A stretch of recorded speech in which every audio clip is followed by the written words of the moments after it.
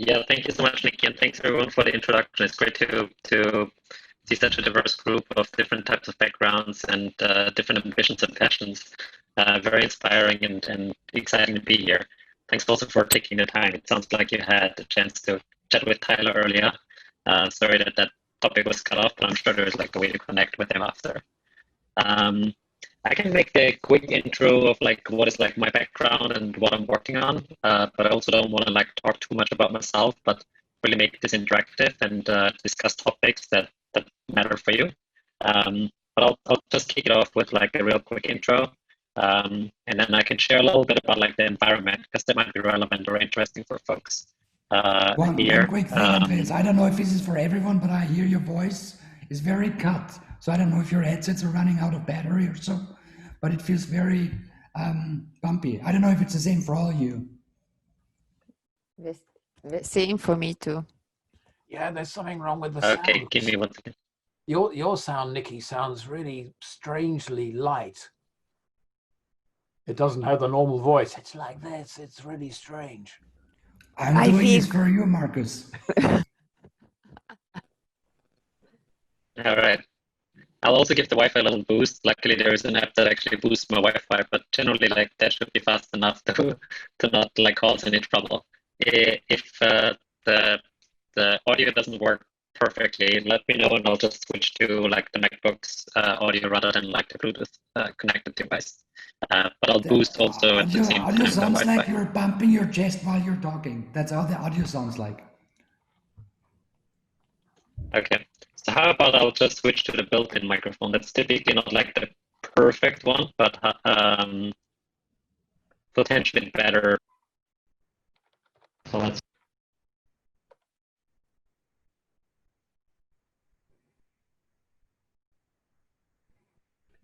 And I guess you also have to change the settings in Zoom.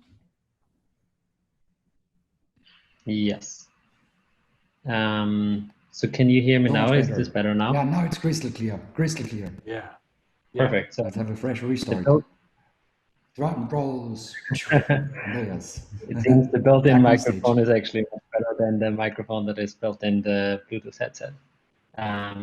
Cool. So just real quick on my background, and then I'll cover a little bit like what I do in my day-to-day life, and I try not to speak too much about myself, but probably the environment, because that's probably what's interesting for folks, and then I really want to open it up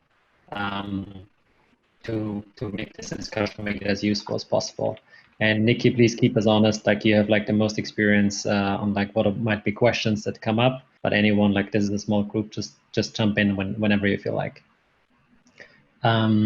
So real quick about myself. I originally come from Austria. My family's from Linz.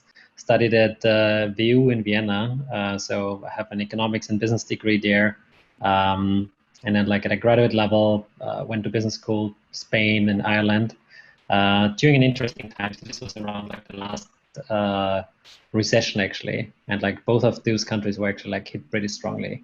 So I think like that actually like shaped my view of things quite a bit, because you see things are actually more volatile than sometimes you expect things to be when you are in Austria.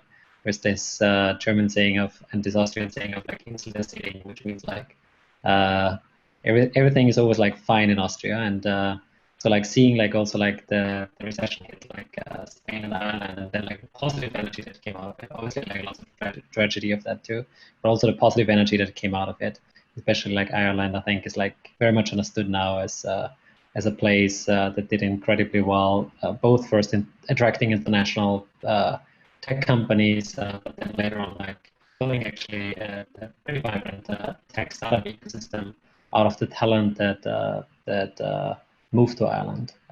So I think that was like really an interesting experience for myself, and something that helped me kind of like develop a certain like point of view, and like being okay with like if things are a little bit volatile.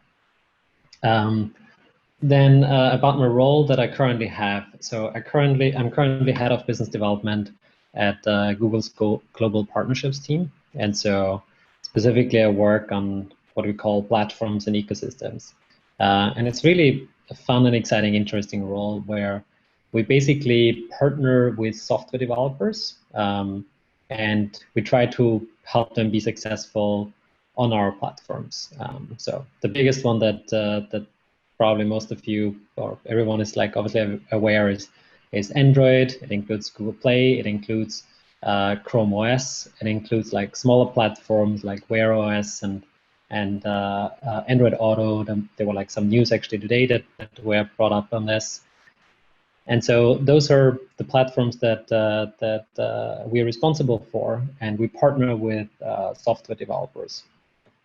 And so what does it mean that we partner with them? So typically it means we build relationships with software developers where we think an integration might make sense, or we just want them to be part of this, or we want them to contribute. And it could be as simple as integrate software that lives on the platform, but it could be also creating a full integration, or it could be something that eventually leads to like an acquisition, for example.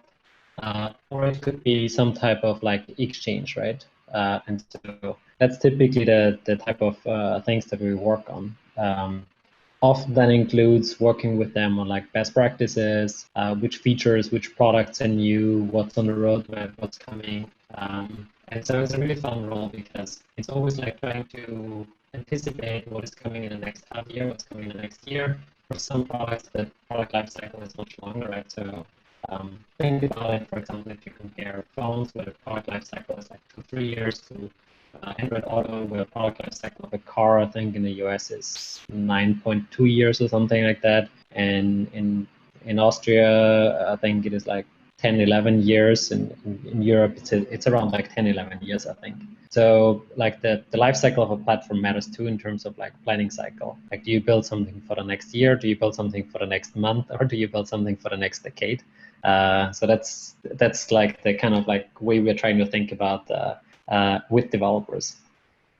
And then lots of what we do on a day-to-day basis is then, besides like best practices, features, products, consulting, and like what are opportunities. So ultimately, all of the platforms are built in a way that if the developers are successful, then we are successful too, and vice versa. And so the incentives for a platform always need to be aligned in this way. Like everybody needs to win, otherwise like you get into a challenging situation. And so very often it is about like helping developers understand where there might be potential opportunities to grow further. So one component that is one, for example, that's relevant on Android very much is internationalization and what we refer to as like go global. So if you look at like the smartphone market, that is in terms of like device penetration at a relatively mature state. However, in certain emerging markets, device penetration is still rising rapidly. So if you look at a prime example, that might be like markets like Indonesia or India. So you have basically devices coming to market that are cheaper, but as good as the ones that are currently on the market, but at a much lower price point. Or even like much better, right? So if you compare now like a $200 phone to one that was actually like $1,000 phone just like a few years ago, those are like much better devices actually. And so internationalization is like a really big topic that includes, and especially like, so most of the developers that I work with are currently based in the United States. Especially in the US, I see very much of a kind of like US-centric point of view for some of the developers. That includes, for example, some content creators and then like software developers who work on content too, and then like potentially holding IP that they think like, well, everybody's familiar with that IP, but like the worldview obviously is like much more. The world is much bigger than like the US is. So, for example, if an IP resonates with like everyone, everyone in people's mind is very often like, oh, everyone in the US knows it, but that is not necessarily the case like globally. So what I'm trying to say here is very often the international market opportunity is very much underappreciated. And so that is the case for the US, but I think it's also the case for like any market in the world, right? To give an example, I worked recently with developers in Brazil. Their worldview was also like very much focused on the US versus actually like some international markets, right? So you don't have to be in the US to take that point of view. And so we see, based on like what are the market dynamics, that there is an opportunity. And the reason why we can influence that and basically help developers to understand those trends better is because developers very often use basically historical data. And they're like, well, revenue in this market is like this. User audiences are like that.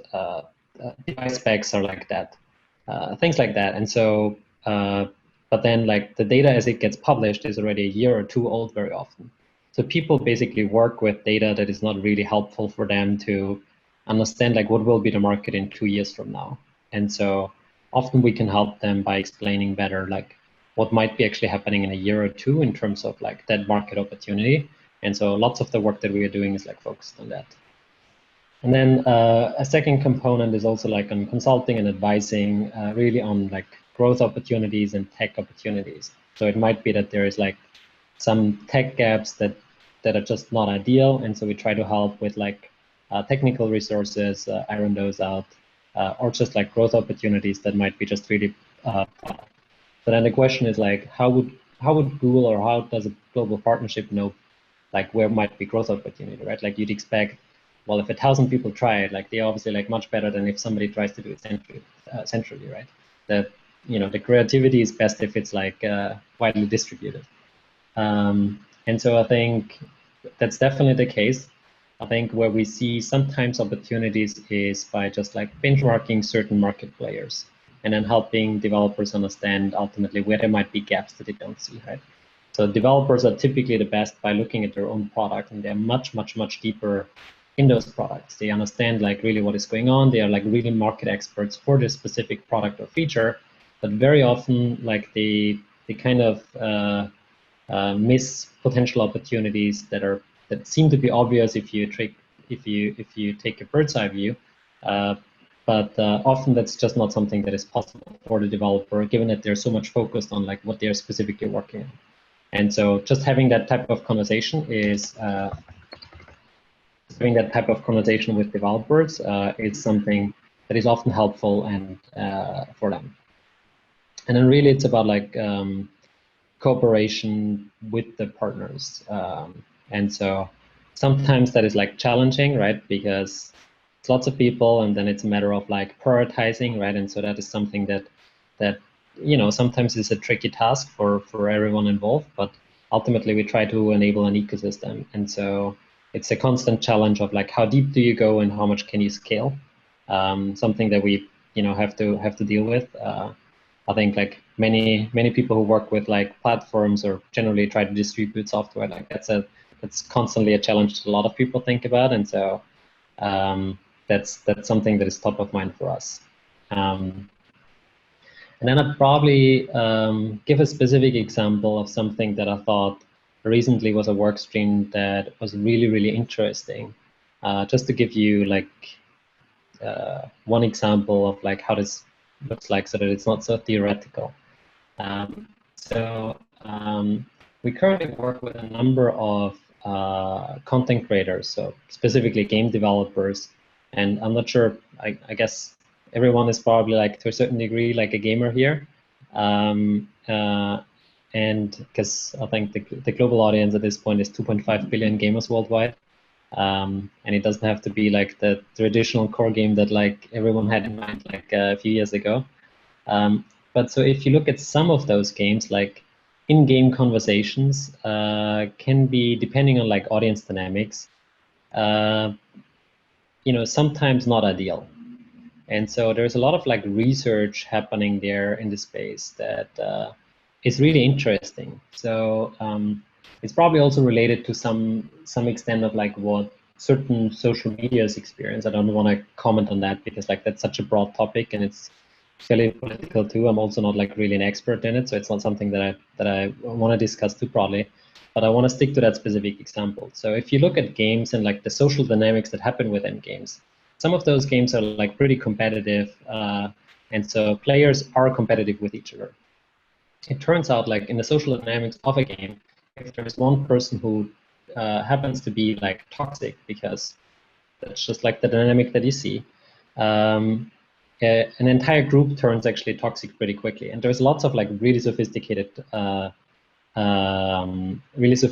research out there. I think like that type of research will actually, and experimental research will help us like a lot to understand like how humans interact in general and the real world too. And because you can track it so much better like in an experimental environment like a game, because people just behave that way, right? And so if that's something that you can observe, that basically there are patterns of like how communication in a group setting develops in a very positive and constructive way, like people all collaborate with each other and build something virtually, right? And so that's like a positive outcome. Or it could be that it all turns really bad and really toxic and basically that team collapses or goes against each other, whatever is happening there. And so you can actually influence that through some content management tools.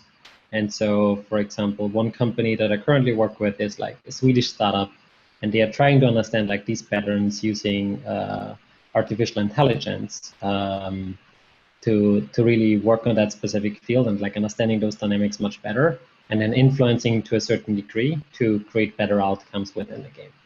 And it's something that I think is like really interesting, not only for how it can influence like the gaming industry, but also like the real world impact that potentially some experience like this can have too. And so what we do is we try to work with them, help them with like technology, but also connect them with like other partners that might be out there that might work in this field, and just push the topic forward. There's like not like a dedicated business goal at this point. There's not like a revenue stream. There's not like a dedicated product that comes out of this. This is really just connecting the dots, because there is clearly like an area where there is innovation happening. There is a problem that can be solved, and there is a potential impact beyond like that specific problem. And so it's exciting for us. It's exciting for the team that is working on it.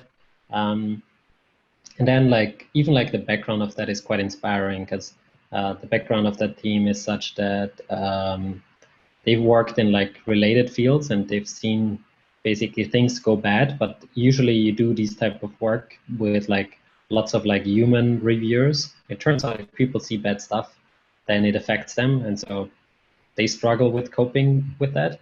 So it's actually much better if you have like artificial intelligence actually like taking care of that. And there's lots of complexity there, right? And so I don't want to go into the details of that. But I thought like that is something that I felt really inspired by, and at the same time I feel really lucky and I enjoy doing this type of work, and I'm really glad and happy that I can do these type of things. So this is like a specific example that I just wanted to share, so that it's not so theoretical. What it means like to work on platforms and partner with software developers. So just thought like I'll just share that example, because it might be something that is relatable in terms of potential impact. And so this is like sharing a little bit about me, like the overall background.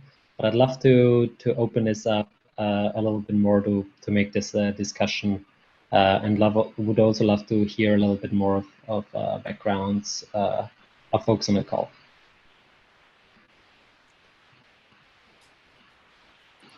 Marcus.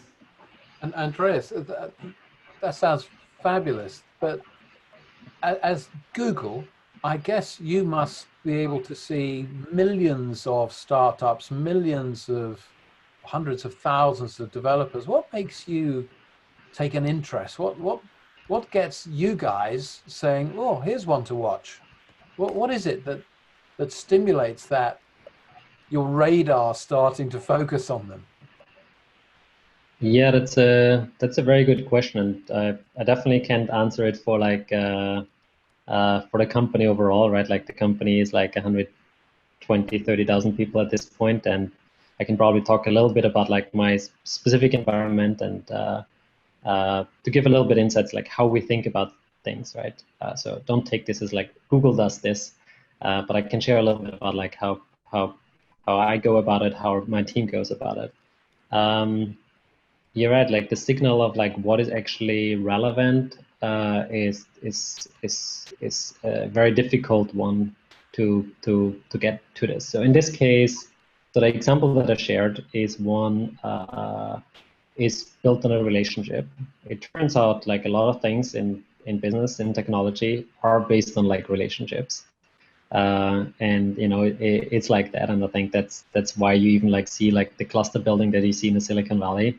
Obviously, like that is changing rapidly with like COVID right now, and things moving digitally, right? But I guess there will be like digital clusters to a certain degree where relationship building takes place going forward.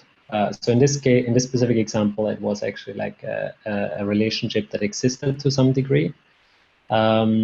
And so how do we work with others? I think we try to break it down into specific verticals and then specific opportunities that might arise from that.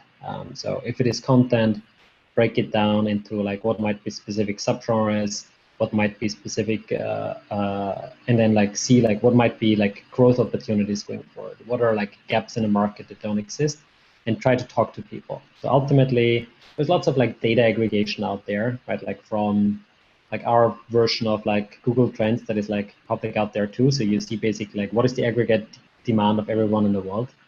But so that is helpful. But then it turns out you need to talk actually to quite a few people to understand what does that actually mean. Like looking at the data and like, or even like, or startup funding, these type of things, right? Those are relevant things. But I think it only makes sense really then to focus on a specific niche and then start talking to people to understand like what is actually problems that are being solved in a specific area.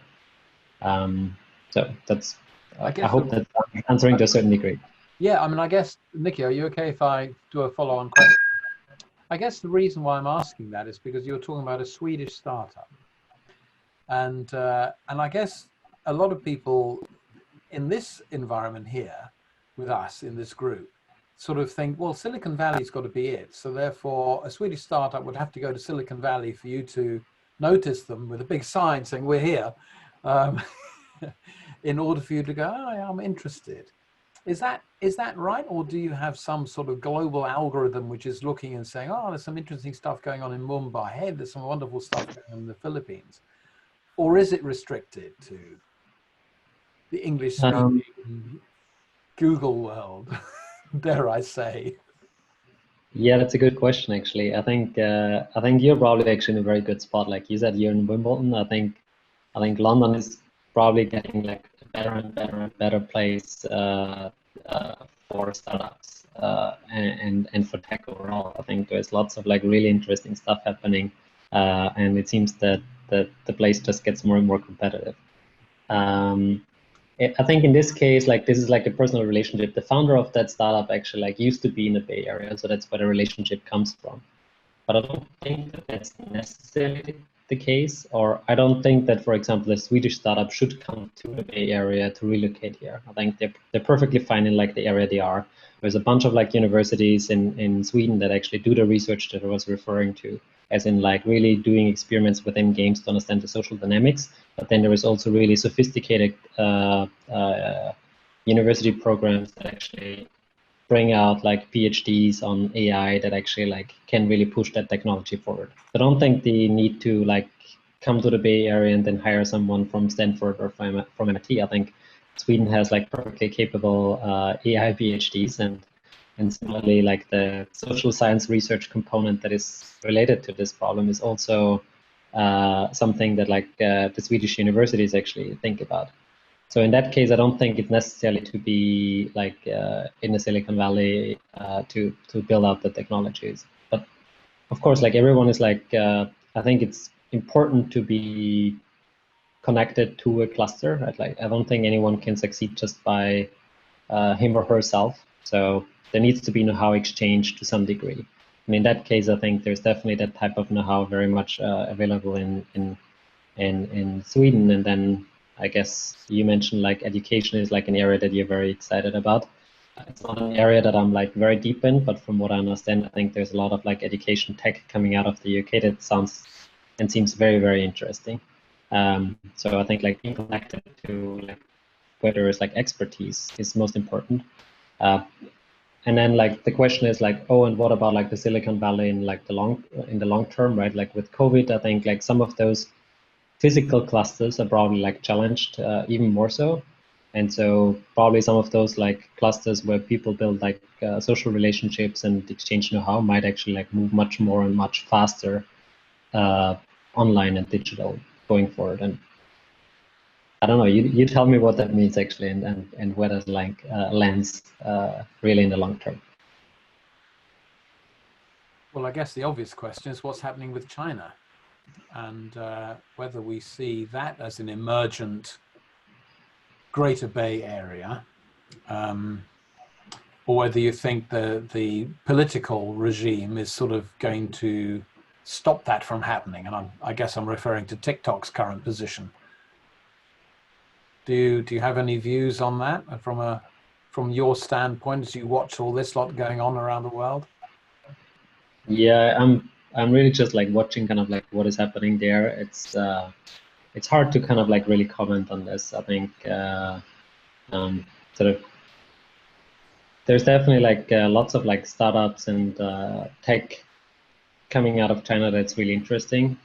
The clusters definitely creating technology that's interesting, but as you said, there's a political component, and I can't comment on like the political component. It's also not my area of expertise or anything that I can anticipate. I think it's even like harder to anticipate given that there's going to be elections soon and whatnot. So we will see, I guess.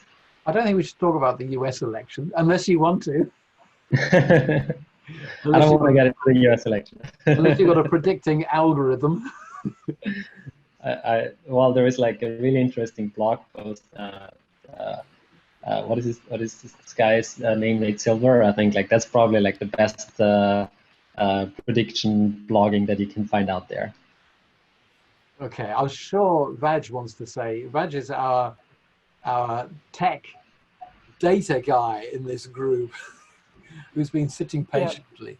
Yeah. Yeah, so I had a question regarding the sort of debate going on about the App Store tax and how Apple booted out Fortnite and a couple other developers, and what's the conversation like at Google? Because I think Google Play also has like the same 30% charge on in-store payments. So what do the developers feel like at Google? Because I don't think I've heard any conversation about Google Play as much as we've heard about Apple. Yeah, so it's a topic that unfortunately I can't really comment on because from what I understand, there's like an active lawsuit going on between like Epic Games and Apple, and it's like a complex situation. So it's probably not something that I can comment on in like a forum like this. But yeah, I'll leave it at that. Sorry about that. No worries. But would love to hear your predictions that because we were talking about like the predictive analytics component earlier. Would love to like hear your point of view, not on like the Epic and Apple topic, but how you anticipate maybe changes in certain knowledge clusters and how they are developing. Is that like a topic that you are thinking about? Not actively at the moment, but I'm starting to get into it. With regards to the whole like Apple debate, like I'm curious about how the position or the importance of Google Play or any sort of like central app store will change in the future, because there are a lot of developers, and I've seen this in Apple, where they just launch test flights and leave it at that. And move their applications to be progressive web apps. So how do you see, like, if such a thing were to occur, what does it mean to like the role of Google Play? What role does Google Play end up playing, or an app store end up playing ultimately? Yeah. That's interesting. So it's something that like is really hard to answer given kind of like the context there. I think one resource that I can probably point to, and this is really probably like the extent that I can talk about this in terms of like how like marketplaces look like currently and how they might develop. Benedict Evans, a former VC in the Bay Area, former British guy, and former investment banker in like the telco space. I think recently relocated back to London. He posted an article recently on like the state of like digital marketplaces. That is one really interesting resource that I've seen like retweeted a lot and quite interesting, and I think it's something that resonated with lots of people. Thank you. Any more questions, guys? Andrew, I have just a quick question, because if you build this ecosystem and all your data you're gathering on these ecosystems, do you have research on the systems on to find the right metrics to find the right, let's say, search points in the world where occurs the next hype for something? Or how do you use this data which you're collecting on your ecosystem? Yeah, so I think for much of what we work on, it is a matter of like two users really engage with the content or with the software, and so I guess like that's like initially like the metric to be used, right? If there is like a user base still relatively small, but you see there is like lots of engagement going on, there's stickiness with that going on, and so therefore that could be something that is can be used, right? This is like consumer internet, right? So I'm not sure exactly. You mentioned earlier like you work on like old economy transitioning to like new economy, and you're responsible like in the IT department on this. So I'm not sure like how well this connects. I'm also curious to learn a little bit more like what's your background to connect the dots there. But trying to answer this real quick.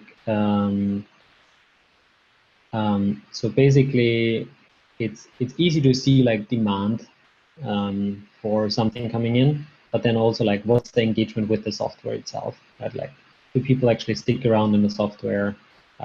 Is that something that people engage with? And that is like the best predictor, right? Ultimately, you're saying like, oh, users like that game, users like that piece of software, and therefore will be using it going forward. There's obviously lots of complexity with that, but like that's like the metrics used for like consumer internet applications to predict ultimately like success in the future. Do you have there some automatically prediction on your platforms for alerting you that there is something going on, or? Yeah, very much so. So it's even less so that it's like so some of it is like alerting, right? Like as in like, oh, there's something interesting and maybe there's like an opportunity there. But also a lot of like the platforms are just like entirely automated. So what like users see in the end is ultimately an algorithm, and that's being surfaced there. So that's not like a person's decision. Like that is like an outcome of like the algorithm's prediction of a user engaging with that specific piece of software, rather than someone deciding, oh, this is like the software that should be used, right? Because humans are pretty bad in like taking this decision, so it's better if like if it's an algorithm that is actually doing that. So that is the case both for surfacing content, right? Because part of it is also like the distribution story, but also for like, oh, is there a partnership opportunity for like my dedicated world really? Like, is there a partnership opportunity? Yes, if there's like something coming out and there's like lots of engagement with that. In other words, like the users who get into it, they also are really like, they stay in it, they spend time in it. That is like something that is definitely used. Yes. So you are engaging your developers as well with this information which you are gathered on your platform or your ecosystem? I think so, yeah. Yeah, so typically like the way this works is if we see something interesting, then we try to understand like, okay, what is actually like, if we see some patterns or something interesting, then we try to engage with the partners, understand like, hey, what is your business about? Because, you know, the ones who built the product, they're usually like much deeper than we are. So we try to understand like, what's the context there, what is actually happening there.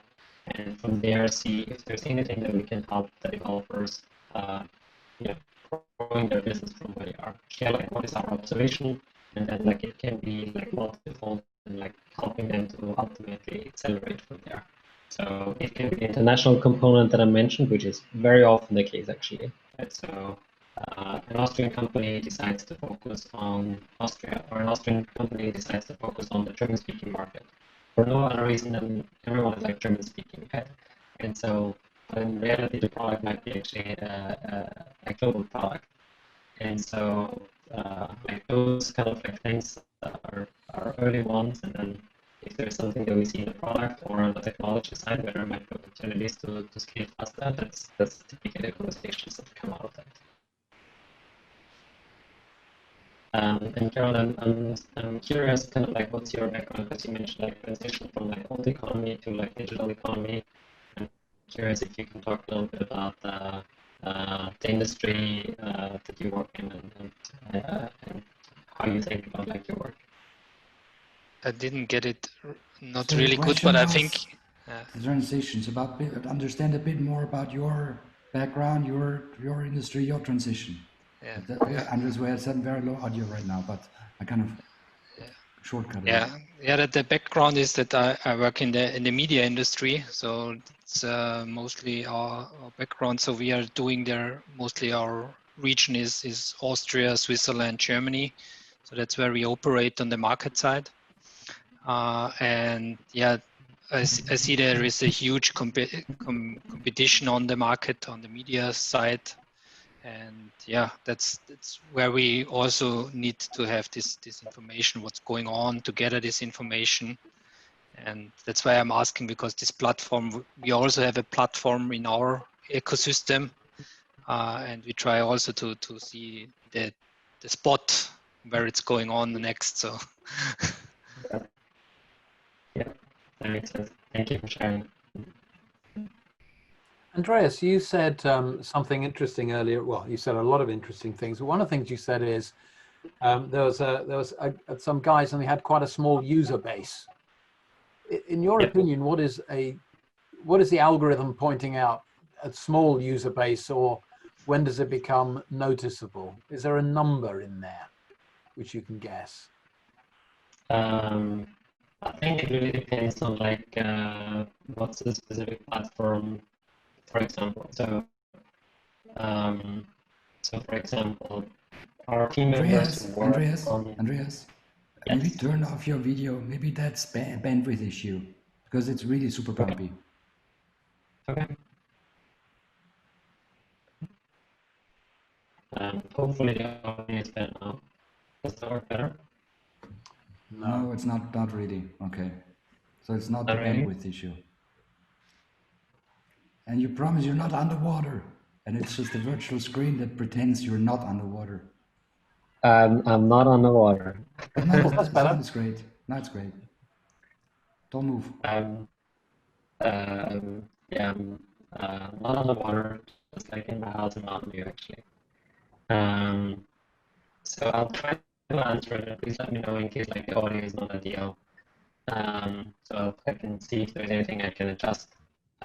But so trying to answer your question, it really depends for our teams to like what might be like a big user base too, because you know, if you look at like very big platforms like Android, I mentioned earlier, like there's at this point 2.5, 2.6 billion gamers globally, so then the threshold is obviously very high. You mentioned education sector. It's not like an area of expertise that I have in too much, but you know, like the audience size is probably smaller there, although I think it's probably one of the fastest growing one right now. So I think you picked like an area that's definitely very, very interesting, and I think like probably one of the sectors that is probably benefiting most from the COVID situation, given that everything's moving digitally.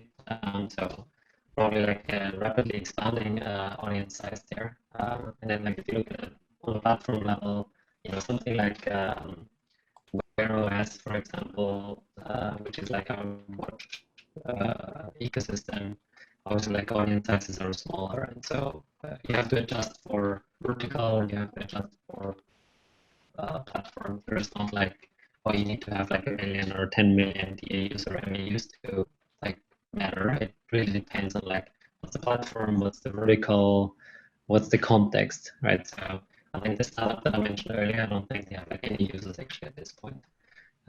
So it really depends. But you're talking about hundreds of thousands to millions rather than thousands, or you're talking about real scale here? Well, I think it depends on like what's the product. But if it is like a consumer internet product, then I think in most cases that would be definitely in the hundreds of thousands or millions. Given like how those are monetized very often. I mean, the beauty of like software and like why it is succeeding is like the underlying economics so much to it, as in like an additional copy of the software doesn't cost anything, and so then as you can scale it, then that makes it so much more successful. And so I think the underlying economics of any consumer internet product, and so I think that's why like many strive for like very big audiences. Got it. Nikki, how are you feeling? Andreas, maybe you can turn the video back on because it doesn't make too much of a difference anyway, so we can really see your face and read from the lips. I wanted to say thank you for this very insightful session. I think that we could both go on a heist because you have the great audio transmitter, so the police wouldn't detect your real voice, and same goes for me. Other than that, it was I picked a lot. I didn't pick everything with the audio connection, but I picked very much, and I really enjoyed it. I'll connect you all because I think there's always some question that comes 5 minutes after the session, so you can both all take it from here. The session is also recorded. I want to say thank you so much for taking time and sharing these very nerdy, deep dive insights with us. I don't know if you have any more questions, but I think it's easier to do it in an email follow-up. I don't even know if you're still there. Can you hear me, Andreas? Sounds good. And yeah, thank you so much for everyone's time. If there's any question, I can still take it, but also happy to follow up after. Nikki, I've got a very short one. Okay, Marcus, go ahead. It's really because we've been talking about scaling and exponential technologies, and Andreas was saying Google's got 130,000 people or so. Andreas, how are you finding Google's growth? Since you joined Google, how much bigger is it now in terms of numbers of people? Oh, it's 10 times as big as it was when I joined. I missed that bubble. 10 times as big. 10 times as big. 10x. 10x. So in 5 years' time, what would your internal algorithm say is its likely scale? 10x. That's a good question. It really depends, I guess, on like the future verticals that will be like so important. But I'm not sure if I can predict that. But you know, it's definitely been like rapid growth within a company over the last couple of years. I think digital is here to stay. I think actually like the COVID impact that we're seeing is just like accelerating so many areas, and I think much of the industry will like move digitally in so many different ways, and some of that might be happening within Google. Much of it will be happening outside of Google, and hopefully Google can like play some role in this. But and hopefully both of us can like play a role in this going forward.